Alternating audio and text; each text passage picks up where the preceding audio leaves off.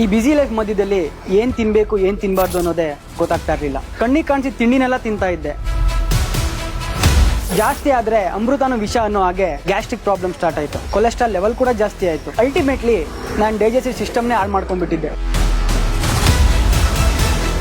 ಸ್ವದೇಶಿ ದಿಶಾ ಗಟ್ care add ನೋಡಿ ಅವ್ರು ಹೇಳಿ ಪ್ರಾಡಕ್ಟ್ಸ್ನೆಲ್ಲ ತರಿಸ್ಕೊಂಡೆ. ಡೈಲಿ ಊಟ ಆದ್ಮೇಲೆ ಗಟ್ ಕೇರ್ ಟ್ಯಾಬ್ಲೆಟ್ ತಗೊಂಡೆ. ಏನೇ ತಿಂದ್ರು ಎಷ್ಟೇ ತಿಂದ್ರು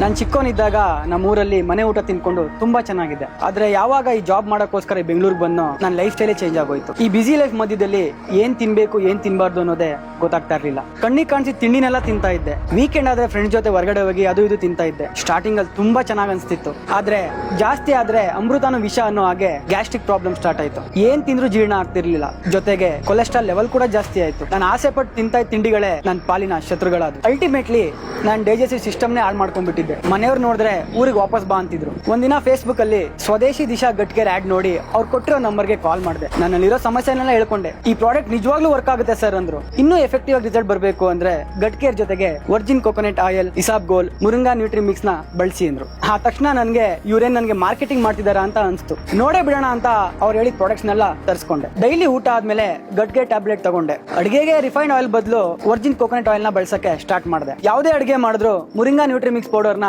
ಸೇರಿಸ್ಕೊತಾ ಇದ್ದೆ. ರಾತ್ರಿ ಊಟ ಆದ್ಮೇಲೆ ಇಸಾಬ್ ಗೋಲ್ ಪೌಡರ್ ನ ನೀರಲ್ಲಿ ಮಿಕ್ಸ್ ಮಾಡ್ಕೊಂಡು ಕುಡಿತಾ ಬಂದೆ. ಸ್ವಲ್ಪ ದಿನಕ್ಕೆ ರಿಸಲ್ಟ್ ಗೊತ್ತಾಗ್ತಾ ಬಂತು. ಏನೇ ತಿಂದ್ರು ಎಷ್ಟೇ ತಿಂದ್ರು ಮತ್ತೆ ಗ್ಯಾಸ್ಟ್ರಿಕ್ ಪ್ರಾಬ್ಲಮ್ ಬರಲೇ ಇಲ್ಲ. ಜೊತೆಗೆ ನನ್ನ ಬಾಡಿ ಕೊಲೆಸ್ಟ್ರಾಲ್ ಕೂಡ ಕಮ್ಮಿ ಆಯ್ತು. ನನ್ನ ಎನರ್ಜಿ ಲೆವೆಲ್ ಡಬಲ್ ಆಯ್ತು. ಈಗ ನಾನು ಹೆಲ್ತಿ ಲೈಫ್ ಸ್ಟೈಲ್ ನೋಡಿ ನಮ್ಮ ಮನೆಯವರೆಲ್ಲ ಖುಷಿ ಪಡ್ತಾರೆ. ಥ್ಯಾಂಕ್ ಯು ಸ್ವದೇಶಿ ದಿಶಾ.